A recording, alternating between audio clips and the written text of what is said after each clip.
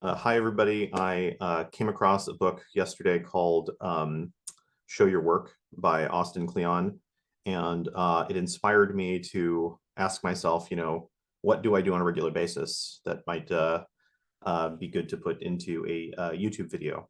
And the answer I came up with is, well, I read, and I read in this oddly broad and eclectic way. And I do it by Pomodoros, which are 25-minute timers with 5-minute breaks, under the moniker of Pomodoro technique. The ones I read today were Critical Technology by Graham Kirkpatrick, The Art of Worldly Wisdom by Baltazar Gracian, Show Your Work by Austin Kleon, and Schizoanalytic Cartographies by Felix Guattari. Just one Pomodoro per, so I basically took a little chunk out of each one. So I'll go ahead and talk about Critical Technology by Graham Kirkpatrick. I managed to get from 29% to 34% on my Kindle today. I don't know what page numbers this corresponds to, but for context on the book, it's essentially making a distinction between tinker hackers who care about how the machine works and the figure of gamers who don't necessarily care about the underlying systems. And its image of hackers are directly related to the 60s and 70s hackers that led to the creation of personal computing, which was by no means a done deal back then. I found out about the book when I was talking to a friend, actually a couple friends, about the hacker ethic in general. My primary point of inspiration, continuing point and in the past as well, a book by the name of The Hacker Ethic by Pekka Himonen, with a foreword by Linus Torvalds, which very much valorizes Lionizes and seeks to sort of get beyond a stereotype of solitary socially misfit hackers in connection to the open source movement, and has a lot of very interesting ideas in contrasting this hacker ethic to Max Weber's The Protestant Ethic. But in terms of what I was reading today, let's see, like what he talks about, I actually made a note that was talking about Brechtian realist computation, Turkel's observations. Turkel is an author I'm not familiar with. The idea of Brechtian realism is something that I need to explore, but I think he's in this connection, he's talking about a constructive way forward for a hacker ethic or for interface design, the hacker ethic within interface design. So what he's seeking out to do is to forge an argument that can abstract the positive qualities of the hacker ethic into a more broad and general system, analogous to what he says, just as Kant expressed Protestant insights in a moral philosophy that speaks to secular concerns, so the hacker's ideal may be reworked as the basis of a critical perspective on computers and society. Seems to be the mentality of this. He's not in favor of Pekka Himonen's, I think, what he takes to be uncritical view of the hacker ethos as regards the open source hackers and the burgeoning of that movement. Okay, so the Bertolt Brecht quote is here, alternative design principles may be found in the aggressive modernist aesthetics of Bertolt Brecht, which emphasize the elimination of comfortable illusions in pursuit of truth as the necessary condition of freedom. I suggest that this aesthetic persists, informing the daily practice of PC users. The latter oscillate between an aesthetic of passive acceptance of interface illusions and one of motivated experimentation and exploration. This, tracks with my experience, certainly. He brings up sort of the release of Windows and Mac OS as these sort of very heavy-handed, obfuscating interfaces. And certainly, growing up in Windows, I did much going into the registry and screwing around with things and customizing it to my needs. Okay, so here's the Sherry Turkle thing. Sherry Turkle is right to maintain that the traditional distance between people and machines has become harder to maintain. The PC is transgressive technology. Originally, this was because the PC hovered on the boundary between life and inert matter, intelligence and stupidity, thought and mere law-governed behavior. This made the computer fascinating. I would argue that this is still the case myself. Okay, so the author argues, on the other hand, though, that it's become largely an aesthetic matter, and that rediscovering this sort of technical, or the nature of the computer, this Brechtian realism is a task of the critical technology perspective. Okay, so Balthazar Gracian is a little bit easier to go into. It's a book of aphorisms. it's I guess easy to sum the guy up for those who haven't heard of him as sort of somewhat of a Jesuit Machiavelli. So I managed to read from like aphorism 65 to aphorism 90 during this. I'll just go through and read what these aphorisms are. So 65 is elevated taste. You can judge the height of someone's talent by what he aspires to. Only a great thing can satisfy a great talent. 68, make others understand is more excellent than making them remember, for intelligence is much greater than memory. Let's see, 71, don't be inconsistent either because of temperament or out of affectation.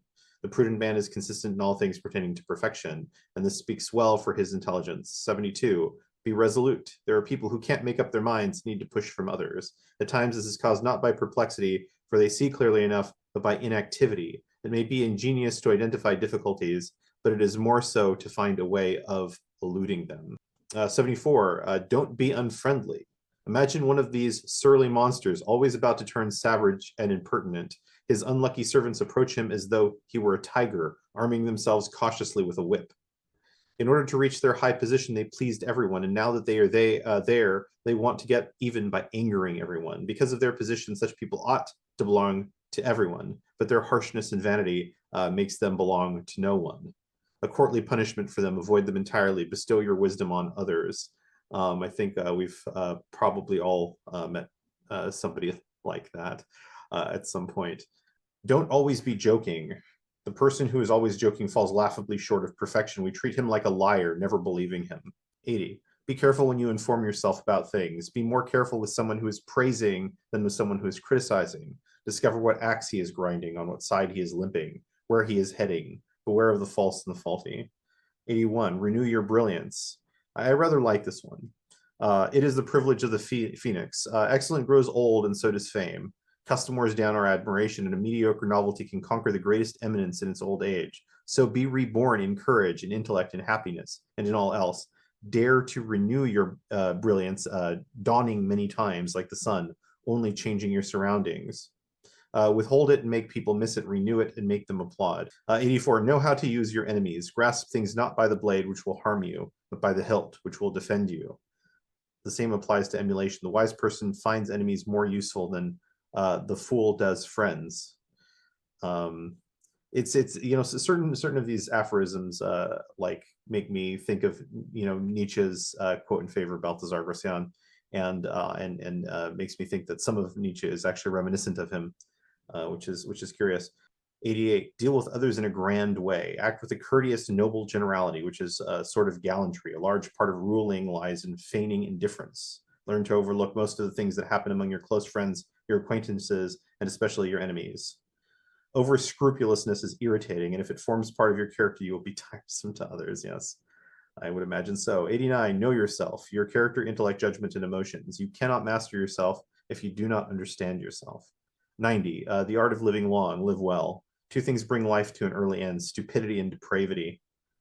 I'll stop there. It's fairly self-explanatory, but okay, launching into Show Your Work by Austin Kleon. Today I read section 6, Teach What You Know, and section 7, Don't Turn into Human Spam. So I'll just talk a little bit about what was in each section there. This will be fairly quick and straightforward. I do like this book a lot. It's the reason that this video exists, for better or for worse. So it goes into a show called Barbecue with Franklin, which is about Franklin Barbecue and how generously they share their method and techniques, and how because those techniques are so premised on the mastery of actually making barbecue, they have no worries about hiding them, and it has not marred their success at all. It also mentions the book Rework by David Hannemeyer Hansen. In their book Rework, Jason Fried and David Hannemeyer Hansen encourage businesses to emulate chefs by out-teaching their competition. What do you do? What are your recipes? What's your cookbook? What can you tell the world about how you operate that's informative, educational, and promotional? I've seen this a lot, and I think I would do so myself. I think it's a fantastic way of looking at things, and an excellent way to build a funnel.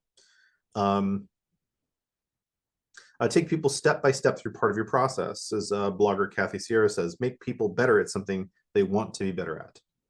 And it, generally talks about this. I'll go straight into the concept of don't, be human spam. It's this image is very palpable. So there's a quote by a writer named Dan Cheon. The writing community is full of lame-o people who want to be published in journals, even though they don't read the magazines that they want to be published in. And the author says, I call these people human spam. They're everywhere and they exist in every profession. They don't want to pay their dues. They want their piece right here, right now. They don't want to listen to your ideas. They want to tell you theirs. They don't want to go to shows, but they thrust flyers at you on the sidewalk and scream at you to come to theirs. You feel pity for these people and their delusions. At some point, they didn't get the memo that the world owes none of us anything. I'm pretty sure that Balthazar Gracian would have plenty to say about such characters. And not in a favorable direction either.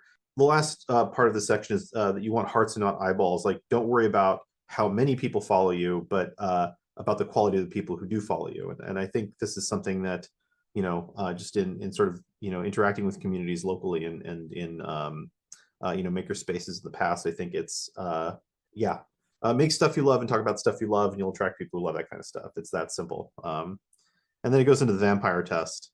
Which I haven't read yet. So this is nice and easy, thankfully. Oh, goody. So here's the part where I try to summarize what I read out of Felix Guattari's Schizoanalytic Cartographies. So I read the better part of two sections called the Maps of Subjectivity and from Postmodernism to the Post-Media Era. So the main section is about the role of schizoanalysis with respect to psychoanalysis, by way of pointing out what's wrong with psychoanalysis or some of the foibles or some of the scientistic predilections that have plagued it in the past.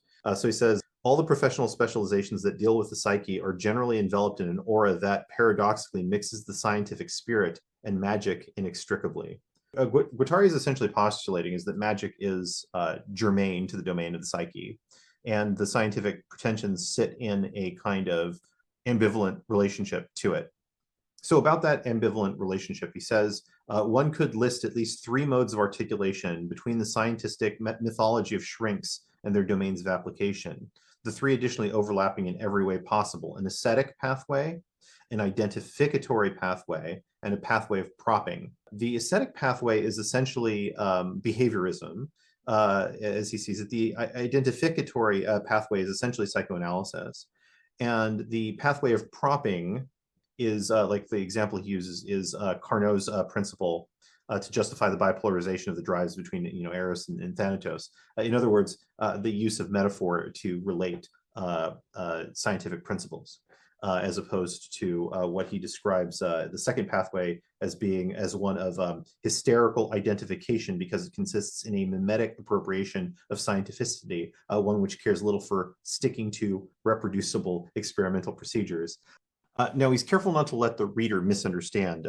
He says here, it is not a question here of a shameful renunciation of the admission of a congenital weakness in our means of investigation, but of an indispensable weaning with regard to a fundamentally illusory and pernicious viewpoint, which I take here to mean the leaning on scientific pretensions, right, for the exploration of the psyche in its proper dimensions, to which he proffers schizoanalytic cartography as an alternate means. The logic of discursive sets should thus agree to step aside with good grace in the face of cartographic procedures able to position singularities and processes of singularization, what I call ontological pragmatics. Now, I'm going to go into from the postmodern to the post-media era next. Now, in the interest of wrapping this up, the postmodernism to the post-media era is very much in line with the Guattarian idea of integrated world capitalism. He paints a very vivid impression, and I'm not going to go into what he says about architecture here, but I'm just going to read the paragraph about this. A certain conception of progress and of modernity has gone bankrupt, compromising in its collapse collective confidence in the very idea of emancipatory social practice. In parallel, a sort of glaciation has taken over social relations. Hierarchies and segregations have rigidified.